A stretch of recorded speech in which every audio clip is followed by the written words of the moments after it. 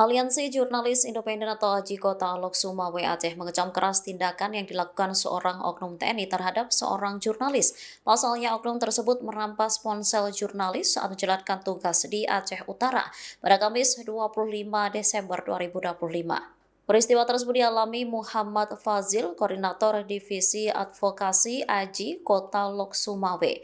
Saat itu ia sedang meliput aksi damai di depan kantor Bupati Aceh Utara, Landing Lok Sukon.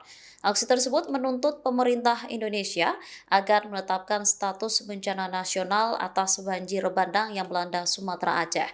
Dalam proses peliputan, Fazil merekam. Download Tribun X sekarang, menghadirkan lokal menjadi Indonesia.